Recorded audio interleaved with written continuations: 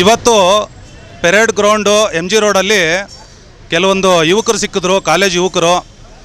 So ಆ ಯುವಕರ ಜೊತೆ ಕೇಳೋಣ ಸ್ವತಂತ್ರದ ಬಗ್ಗೆ. ಬನ್ನಿ. ನಮಸ್ಕಾರ ಗೈಸ್ ಎಲ್ರಿಗೂ. ಎಲ್ಲ ಸರ್ ಸ್ವಲ್ಪ ಸೌಂಡ್ ಬರಬೇಕು ಜೋರಾಗಿ. ನಮಸ್ಕಾರ ನಿಮ್ಮೆಲ್ರಿಗೂ 78ನೇ ಸ್ವಾತಂತ್ರ್ಯ ದಿನಾಚರಣೆಯ ಶುಭಾಶಯಗಳು. ನಿಮಗೂ ಕೂಡ ವೆಲ್ಕಮ್. ಸೊ ಮತ್ತು ಈಗ ಇವತ್ತು ಇವ್ರಿಗೆಲ್ಲರಿಗೂ ಒಂದೆರಡು ಪ್ರಶ್ನೆ ಕೇಳೋಣ ಅಂತಿದ್ದೀನಿ. ಸೊ ನೀವೆಲ್ಲರೂ ಹೇಳಿ ಒಬ್ಬೊಬ್ಬರಾಗಿ ನಾನು ಕೇಳ್ತಾ ಬರ್ತಾ ಇದ್ದೀನಿ ಒಂದು ಲೈನಲ್ಲಿ. ನಿಮ್ಗೆಲ್ರಿಗೂ ಸ್ವತಂತ್ರ ಸಿಕ್ಕಿದೆಯಾ? ಸಿಕ್ಕಿದೆ ಅನ್ಸುತ್ತೆ ಸರ್. ಸಿಕ್ಕಿದೆ ಸರ್. ಸಿಕ್ಕಿದೆ ಸರ್. ಖಂಡಿತ ಸಿಕ್ಕಿದೆ. ಸಿಕ್ಕಿದೆ ಸರ್. ಸಿಕ್ಕಿದೆ ಸರ್. ಖಂಡಿತ ಸಿಕ್ಕಿದೆ. ಸೊ ಈಗ ನೀವು ಕಾಲೇಜ್ ಸ್ಟೂಡೆಂಟ್ ಅನ್ಕೋತೀನಿ. ಸೊ ನಿಮಗೆಲ್ಲ ಏಜ್ ಎಷ್ಟು? ಓಟಿನ ಬಗ್ಗೆ ಏನು ಹೇಳೋಕ್ಕೆ ಇಷ್ಟಪಡ್ತೀರಾ ನೀವು? ಫಸ್ಟ್ ನಿಮ್ಮ ಹತ್ರ ಸ್ಟಾರ್ಟ್ ಮಾಡ್ತೀನಿ. ನಿಮಗೆ ಏಜ್ ಎಷ್ಟು? ಮತ್ತು ನೀವೆಲ್ಲರೂ ಓಟ್ ಹಾಕಿದ್ದೀರಾ ಇಲ್ಲ ಓಟ್ ಹಾಕಬೇಕಾ? ಅದ್ರ ಬಗ್ಗೆ ನೀವೇನಾದರೂ ಹೇಳ್ತೀರಾ? ನನಗೆ 20 ವಯಸ್ಸು. ನನ್ನ ವಯಸ್ಸು 20. ನಂಗೆ 20 ವರ್ಷ ಆಗಿದೆ ಇವಾಗ. ನಾವೆಲ್ಲ NSS ವಾಲಂಟಿಯರ್ಸ್, ರಾಷ್ಟ್ರೀಯ ಸೇವಾ ಯೋಜನಾ ಅಂತ, RV ಯೂನಿವರ್ಸಿಟಿ, RV ವಿಶ್ವವಿದ್ಯಾಲಯ ವಿದ್ಯಾರ್ಥಿಗಳು ನಾವೆಲ್ಲ. ನೀವು ಓಟ್ ಹಾಕಿರಾ ಅಂತ ಪ್ರಶ್ನೆ ಕೇಳಿದ್ರಲ್ಲ. ಮೊದಲು 2023 ಎಲೆಕ್ಷನ್ ಆಯಿತು, 24 ಎಲೆಕ್ಷನ್ ಆಯಿತು. 2 ಸಲಕ್ಕೂ ನಾವು NSS ವಾಲಂಟಿಯರ್ಸೇ ಇಡೀ ಕಾಲೇಜಲ್ಲಿರೋ ಸ್ಟೂಡೆಂಟ್ಸ್ಗೆಲ್ಲ ವೋಟರ್ ID ಮಾಡಿಸ್ಕೊಟ್ಟಿವಿ. ಸೂಪರ್ ನೋಡಿ, ಎಲ್ರಿಗೂ ವಾಲಂಟಿಯರ್ ಆಗಿ ವೋಟರ್ ID ಇವರು ಮಾಡಿಕೊಟ್ರಂತೆ. ತುಂಬ ಒಳ್ಳೆ ವಿಚಾರ ನೋಡಿ. ಇಂಥ ಯುವಕರ ಬಗ್ಗೆ ನನಗೆ ತುಂಬ ಒಳ್ಳೆ ಜ್ಞಾನ ಇದೆ. ಸೊ ಇದು ನಮಗೆ ಬೇಕಾಗಿರೋದು. Very good. ಮತ್ತು ನಮ್ಮ ಯೂನಿವರ್ಸಿಟಿ ತುಂಬ ಸಪೋರ್ಟ್ ಮಾಡ್ತಾರೆ ಈ ಥರ ಕಾಸಸಲ್ಲಿ. ನಮ್ಮ ಪ್ರೊಫೆಸರೇ ಇದ್ದಾರೆ ಒಬ್ಬರು PG ಭಟ್ ಅಂತ.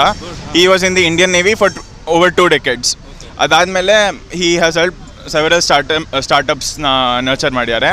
2014 ಹಿ ರಿಸೀವ್ಡ್ ನಮ್ಮ Bengaluru foundation award for restoring lakes of ಇಲ್ಲಿಗಲಿ deleted voter IDs in Karnataka.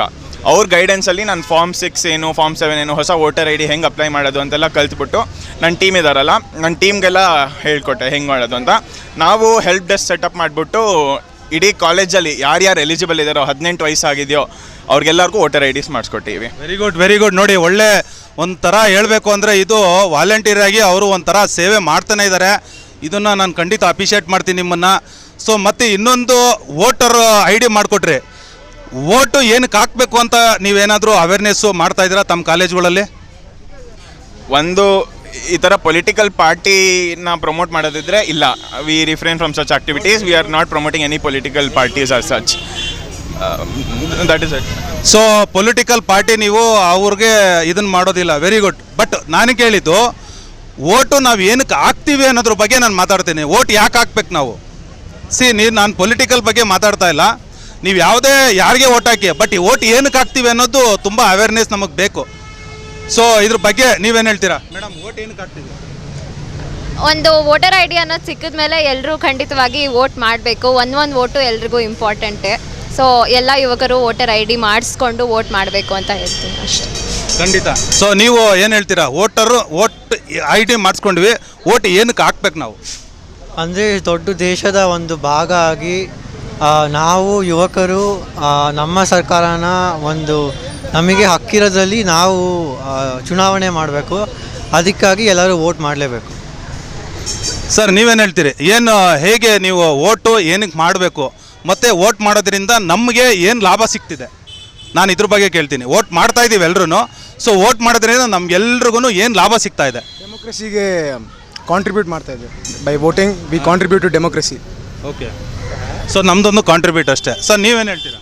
Sir ಲಾಭಗಿಂತ ನಮ್ಮ ವೋಟಿಂದ ನಷ್ಟನೂ ಆಗ್ಬೋದು, ಲಾಭನೂ ಆಗ್ಬೋದು. ಅದು ನಮ್ಮ ಹಣೆ, ನಾವು ತಪ್ಪು ಮಾಡಿದ್ದು ಅಂತ ಅನ್ಕೋಬೋದು. ಆದರೆ ರೆಸ್ಪಾನ್ಸಿಬಲ್ ಸಿಟಿಸನ್ ಆಗಿ ನಾವು ವೋಟ್ ಮಾಡಲೇಬೇಕು ದೇಶ ರಾಜ್ಯಕ್ಕೆ. ಆ ರೀಸನ್ಗೋಸ್ಕರ ನಾವು ವೋಟ್ ಮಾಡಬೇಕು ಸರ್. ಓಕೆ. ಸೊ ನೀವೇನು ಹೇಳ್ತೀರಿ? ವೋಟರ್ ID ಸಿಕ್ಕಿದೆ. ಸೊ ದೇಶ ಉದ್ಧಾರಿಸೋಕ್ಕೆ ನಾವು ವೋಟ್ ಮಾಡಲೇಬೇಕು. It's a duty of every citizen. Good. ನೀವೇನು ಹೇಳ್ತೀರಿ? ಅದೇ 18 ಆದಮೇಲೆ ಎಲ್ಲರಿಗೂ ವೋಟಿಂಗ್ ಅನ್ನೋದು it's a right. Every one should do it to fulfil this nation, this thing. ನಾವು ವೋಟ್ ಏನಕ್ಕೆ ಮಾಡ್ತೀವಿ ಅಂದರೆ for leaders to make this country more better. Good. Sir ನಾವು ವೋಟ್ ಏನಕ್ಕೆ ಮಾಡ್ತೀವಿ ಅಂದರೆ ಫಸ್ಟು ನಮಗೆ we can select the candidate ಯಾರು ನಮಗೆ ಒಳ್ಳೇದು ಮಾಡ್ತಾರೆ, ಸೊಸೈಟಿಗೆ ಯಾರು ಚೆನ್ನಾಗಿ ಮಾಡ್ತಾರೆ, ಒಳ್ಳೆ ರೋಡು, ಒಳ್ಳೆ ಎಲೆಕ್ಟ್ರಿಸಿಟಿ, ಸೇವಾ ಸಮಾಜ ಎಲ್ಲ ಯಾರು ಮಾಡ್ತಾರೋ ಅದಕ್ಕೆ ವೋಟ್ ಹಾಕ್ತೀವಿ. ಆ್ಯಂಡ್ ಚೇಂಜಸ್ ಏನಾಗ್ಬೋದು ಅಂದರೆ ದೇಶ ಬೆಳಿಬೋದು, ಆರ್ಥಿಕ ಸ್ಥಿತಿ ಜಾಸ್ತಿ ಆಗುತ್ತೆ, ಎಲ್ಲ ದೇಶ ಮುಂದೆ ಬಂದರೆ ಜನಗೂ ಉಪಯೋಗ ಆಗುತ್ತೆ. ಹಂಗೆ ವೋಟ್ ಇಸ್ ವೆರಿ ಇಂಪಾರ್ಟೆಂಟ್. ದೇಶ ಅಂದರೆ ಯಾರು? ಸರ್ ದೇಶ ಅಂದರೆ ಜನ ಅಂತೀನಿ, ಬೇಸಿಕಲಿ ಜನತೆ. ಸೊ ಜನದಿಂದ ದೇಶ ಆಗೋದು ಹೊರತು ದೇಶದಿಂದ ಜನ ಗುರುತೇ ಆಗಲ್ಲ. ಸೊ ಹೌದು ಸರ್, ವೋಟ್ ಮಾಡೋದು ಸೊ ಈಗ ದೇಶ ಉದ್ಧಾರ ಆಗಬೇಕು ಅಂದರೆ ಯಾರು ಉದ್ಧಾರ ಆಗ್ಬೇಕು ಮೊದಲು? ಜನ. ಅಲ್ವಾ? ಕರೆಕ್ಟ್. ಚಪ್ಪಾಳೆ ನೋಡಿ, ಕರೆಕ್ಟ್ ಪಾಯಿಂಟ್ ಹೇಳಿದ್ರು ನೋಡಿ. ದೇಶ ಉದ್ಧಾರ ಆಗೋದಂದ್ರೆ ನಾವೆಲ್ಲರೂ ಜನ ಉದ್ಧಾರ ಆದರೆ ದೇಶ ಉದ್ಧಾರ ಆದಂಗೆ. ಒಳ್ಳೆ ವೆರಿ ಗುಡ್ ಪಾಯಿಂಟ್. ಸೊ ಇನ್ನೊಂದು ಪ್ರಶ್ನೆ ಕೇಳ್ತೀನಿ, ಜನ ಉದ್ಧಾರ ಆಗಬೇಕು ಅಂದರೆ ನಾವು ಯಾವ ಥರ ವಿಚಾರವಂತರು ಪ್ರಜ್ಞಾವಂತರಾಗಬೇಕು? ಸರ್ ಆಬ್ವಿಯಸ್ಲಿ ನ್ಯೂಸ್ ಪೇಪರ್ ಓದಲೇಬೇಕು. ನ್ಯೂಸ್ ನೋಡ್ತೀರಾ ಅಂದರೆ ಅದು 1 ಅವರ್ ನಿಮ್ಮ ಅಪ್ಪ ಅಮ್ಮಂದಿರು ನೋಡ್ತೀರಾ, ಅವ್ರ ಜೊತೆನೂ ನೋಡ್ಬೋದು, ಅಥವಾ ನಿಮ್ಮ ಫ್ರೆಂಡ್ಸ್ ಜೊತೆ ಡಿಸ್ಕಸ್ಸು ಮಾಡ್ಬೋದು. ಯಾರು ಕೆಲಸ ಮಾಡ್ತಿದ್ದಾರೆ, ಕೆಲಸ ಮಾಡ್ತಿಲ್ಲ ಅವ್ರನ್ನೆಲ್ಲ ನೋಡಿ ನಿಮಗೆ ಓಟ್ ಬರೋ ಟೈಮಲ್ಲಿ 5 ವರ್ಷಕ್ಕೆ ಒಂದು ಸಲ ಬರೋದು. ಸೊ ಅದು ನಮಗೆ ಸಿಗೋದೇ ಕಷ್ಟ. 5 ವರ್ಷಕ್ಕೆ ಒಂದು ಸಲ ವೆರಿ ರೇರ್. ಸೊ ವೋಟ್ ಮಾಡಿದ್ರೆ ನಮ್ಮ ದೇಶನೂ ಬೆಳಿಬೋದು ಸರ್. ಹಂಗೆ. ಓಕೆ. ಸೊ ಇನ್ನೊಂದು ಪ್ರಶ್ನೆ, ಹೆಣ್ಮಕ್ಳು ಒಂದು ಸ್ವಲ್ಪ ಕ್ಲವರ್ ಇದ್ದಾರೆ ಅಂದ್ಕೊತೀನಿ. ಸೊ ನಿಮ್ಗೆ ಕೇಳ್ತೀನಿ, ನಾವು ವೋಟ್ ಮಾಡೋವಾಗ ಅವರು ಒಳ್ಳೆಯ ಥರನೇ ಅನ್ನಿಸ್ತಾರೆ ಯಾವುದೋ ಒಬ್ಬ ವ್ಯಕ್ತಿ. I am not any political party ಹೆಸರು ಹೇಳಲ್ಲ, ಏನಿಲ್ಲ. ಬಟ್ ನಾನೇನು ಹೇಳ್ತೀನಿ, ನಾವು ವೋಟ್ ಮಾಡೋವಾಗ ಅವರು ಒಳ್ಳೆಯವರು ಅನ್ನೋ ಥರನೇ ಕಾಣ್ತಾರೆ. ವೋಟ್ ಮಾಡಾದ್ಮೇಲೆ ಚೇಂಜ್ ಆಗಿಬಿಡ್ತಾರೆ. ಸೊ ಆದ್ರೂ ಅದಕ್ಕೊಂದು ಫುಲ್ ಸ್ಟಾಪ್ ಇಡಬೇಕು ಅಂದರೆ ಯಾವ ಥರ ಇಡ್ಬೋದು ನಾವೆಲ್ಲರೂ? ನಾವು ನೋಡಬೇಕು ಹೌ ದೇ ವರ್ಕ್ ಆ್ಯಂಡ್ ಅದ್ರ ಮೇಲೆ ನೋಡಿ ನಾವು ಯಾರ ಜೊತೆನೂ ಇನ್ಫ್ಲುಯೆನ್ಸ್ ಆಗಬಾರ್ದು. ಅವ್ರು ಹೇಳಿದ್ರು ಅವ್ರಿಗೆ ವೋಟ್ ಮಾಡಬೇಕು ಅಂತ, ನಮ್ಗೆ ಯಾರು ಅನಿಸ್ತಾರೋ ಅವ್ರಿಗೆ ವೋಟ್ ಮಾಡಬೇಕು. Very good, very good. ನೀವೇನು ಹೇಳ್ತೀರಿ? ನಾವು ಆ ವ್ಯಕ್ತಿ ಆ ಒಳ್ಳೆನೋ ಕೆಟ್ಟನೋ ಗೊತ್ತಿಲ್ಲ, ಬಟ್ ನಮ್ಮ ಮುಂದೆಗಡೆ ಯಾವಾಗಲೂ ಒಳ್ಳೆ ಥರನೇ ಕಾಣ್ತಿರ್ತಾನೆ. ಬಟ್ ಒಳ್ಳೆಯನು ಅಂತ ಆದಮೇಲೆ ಅವ್ರಿಗೆ ಪವರ್ ನಾವು ಕೊಟ್ಟ ಮೇಲೆ ಚೇಂಜ್ ಆಗಿಬಿಡ್ತಾರೆ. ಸೊ ಅದನ್ನು ಹೆಂಗೆ ಕಂಟ್ರೋಲ್ ಮಾಡ್ಬೋದು? So India is a secular country. So ಜನ ಏನು ಹೇಳ್ತಾರೋ ಅದ್ರ ಮೇಲೇ this nation works. So if ಆ ಥರ ಏನಾದರೂ ಚೇಂಜಸ್ ಆಗಿದ್ರೆ we can all like we can get to know with our mistake and then next time ಆ ಮಿಸ್ಟೇಕ್ ಮಾಡೋಂಗೆ ನೋಡ್ಕೋಬೋದು. ಬಟ್ ಇನ್ನೊಂದು ಹೇಳ್ತೀನಿ, 78 ಇಯರ್ಸಿಂದನೂ ನಾವು ಅದೇ ಮಿಸ್ಟೇಕು ರಿಪೀಟ್ ಮಾಡ್ತಾ ಇದ್ದೀವಿ. You are very good intelligent answer ಹೇಳಿದ್ರಿ. ಬಟ್ ನಾನೇನು ಹೇಳ್ತೀನಿ, 78 ಇಯರ್ಸಿಂದನೂ ಬಟ್ ನಾವು ಅದನ್ನೇ ರಿಪೀಟ್ ಮಾಡ್ತಾ ಇದ್ದೀವಿ. ನಾವು ಇವನು ಒಳ್ಳೆಯವನು, ಬಟ್ ಇವನಿಗೆ ನೆಕ್ಸ್ಟು ನಾವು ಮಾಡಬಾರ್ದು ಅಂತ ಹೇಳ್ಬಿಟ್ಟು ಏನು ಮಾಡ್ತಾ ಇದ್ದೀವಿ, ಇವನು ಸರಿ ಇಲ್ಲ ಅಂತೇಳಿ ಮತ್ತೆ ಇನ್ನೊಬ್ಬನ ಆಯ್ಕೆ ಮಾಡ್ತಾ ಇದ್ದೀವಿ. ಬಟ್ ಇಲ್ಲಿ ಇರೋದು 3 ಜನ. ಆ 3 ಜನನ ಇವನಾದ್ಮೇಲೆ ಅವನು, ಅವನಾದ್ಮೇಲೆ ಅವನು. ಸೊ ಅವ್ರೂ ನಾಳೆ ಏನು ಕೆಟ್ಟದ್ದು ಮಾಡ್ದಂಗೆ ಮಾಡಬೇಕು ಅಂದರೆ ನಿಮ್ಮ ಸ್ಟೂಡೆಂಟ್ಸ್ಗೆ ಎಲ್ಲರಿಗೂ ಗೊತ್ತು, SOP ಅಂತಿದೆ. SOP, standard operating procedure. So ಇದು ನಮ್ಮ ಪೊಲಿಟಿಕಲ್ ಇದರಲ್ಲಿ ಯಾಕೆ ಇಂಪ್ಲಿಮೆಂಟ್ ಮಾಡಬಾರ್ದು? ಸ್ಟ್ಯಾಂಡರ್ಡ್ ಆಪರೇಟಿಂಗ್ ಪ್ರೊಸೀಜರ್ ಬಗ್ಗೆ ಗೊತ್ತಾ? ಸೊ ಅದ್ರ ಬಗ್ಗೆ ಸ್ವಲ್ಪ ಹೇಳಿ. ಅಷ್ಟು ಡೀಟೇಲಾಗಿ ಗೊತ್ತಿಲ್ಲ, ಬಟ್ ನೋಡಿ, ಈಗ ನೀವು ಕೇಳ್ತೀರಾ, ಇಫ್ ಒನ್ಸ್ ಯಾರು ನಾವು ಎಲೆಕ್ಟ್ ಮಾಡ್ತೀವಿ ಅವ್ರು ಎಲೆಕ್ಟ್ ಆದಾಗ